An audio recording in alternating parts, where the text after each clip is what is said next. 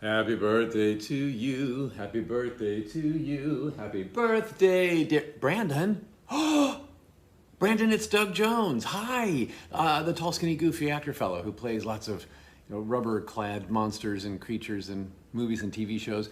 I was just singing happy birthday here for no apparent reason, and it turns out that it's yours.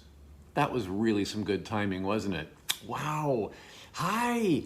Oh, happy birthday. And it's not just any old birthday either. This is your 40th. Right? Okay, that's a big one. That's a big one. And I should know because I've had several 40th birthdays. I'm 61 this month myself.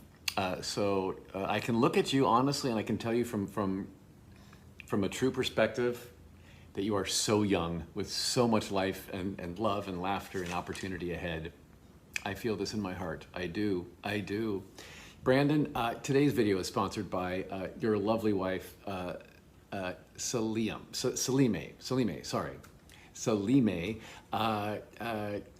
wants you to know that there is so much love for you, and she's also quite grateful for you rewatching Discovery with her, so she can watch it. That is big of you to sit through us twice. I appreciate it more than you know. Yes, I do play Captain Saru. Well, it was Science Officer Lieutenant Commander Saru, then it was Commander Saru First Officer, then it was Commander Saru Acting Captain, then Captain Saru Captain. And as you know, season 3, once it ended, we don't know what happens to. I keep my captain ranking, but we don't know where I'm going to get plugged in. I mean, well, I know, but I'm not going to tell you. In season 4, I'm in Toronto right now, in Canada, filming season 4 as we speak. Well, not as we speak, or I would look different, but certainly it's happening now.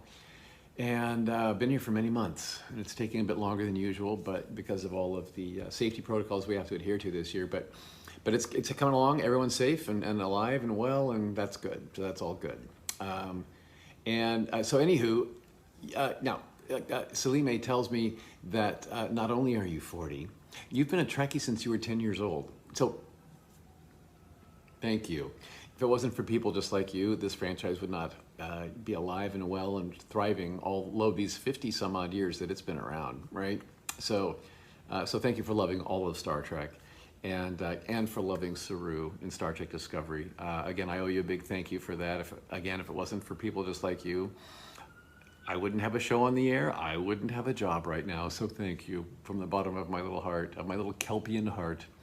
And Salime says that she's a Trekkie because of you. So again, bless you for training and bringing up others to fight the good fight, right? Support our cause. You also, now this makes perfect sense that you're a Trekkie. Salime tells me that you are logical. You're actually very logical, smart, and that you love sci-fi. And you know, I find that having been in a lot of science fiction, well, horror, comic book, fantasy, science fiction, it is those sci-fi fans that are among the smartest people I've ever met. And it seems like because there's such a thirst for knowledge and such a sponge for information, and they love new languages, love tech talk, love gadgets and figuring out how to make them work, and physics and the science of if this happens, would that happen? You know, people that have that quest for knowledge really need like the science fiction to be full of the kind of dialogue that I have trouble memorizing, right? And I will tell you something, Brandon. As Saru, there's a few characters on Discovery that have to do paragraphs of garble here and there. And so I have my moments where it's like, oh my gosh, what are these words? What do they even mean together? I don't know. I have to look stuff up. I have to sometimes I'm either looking in the dictionary, or I have to look up like Wikipedia things, just because some are Trek specific words that don't exist anywhere else in the universe. So it's like, this has been a learning curve. And I feel like I'm studying for final exams in college every day of my adult life, and I'm 61 this month. So it's all for you, baby. It's all, come on now, it's all for you, because because the logical, smart lovers of sci-fi like you are the ones we're playing to, you know, and hopefully it's palatable for those who, you know, might have a different mindset, a different set of talents and loves. So if Salime is in that bucket, hopefully our show is treating her well as well. I hope so. Anywho, you also, wait, you also love Jeeps and your cats. Come on, okay. So you toss the net wide in the world of interests. Jeeps and cats. Now, I'm not picturing them together very easily, but I imagine the cats live in the house and the Jeep lives outside. That's my guess. You know, call me logical. Now, if you're a Jeep lover, I'm going to assume that you probably like to go off road, right? And that means so if you ever out to the desert and you can like go over things and through things, and that's kind of fun. That's really fun. Yeah, even on the road, they're great. They're great vehicles, right? They're yeah. No, I think it's a thing. I've never had a Jeep myself, but I always look at them and go, now that's a dude, right? That's somebody I'd like to know right there. Yeah. I have a Mustang myself, a little Mustang convertible. It's old too. It's not young. I've had it for a while, about 10 years. So, anywho, am I talking too much? I'm going on way too long. Anywho, I did want to leave you with hopes and prayers that that this decade for you is better than the last one. From 40 on, my 40s were way better than my 30s. I really enjoyed.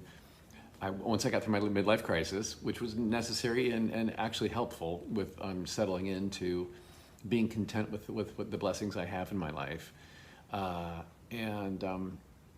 it's a good period of life. It really is. And my 40s, I don't know. I hope you experienced this. I hope you already have experienced this. Maybe, hopefully, you were premature with feeling really comfortable in my own skin, trusting my own decision making a bit more. And my interactions with other people weren't so self-absorbed. It was a good decade, And then in my 50s, I got to the point where I could care less. I could start caring less what people thought about me. You know, other people's opinions are none of my business. And I really was driven home in my 50s, like, and how much peace and liberation did that buy me? A lot. So, anywho, I hope you're already there.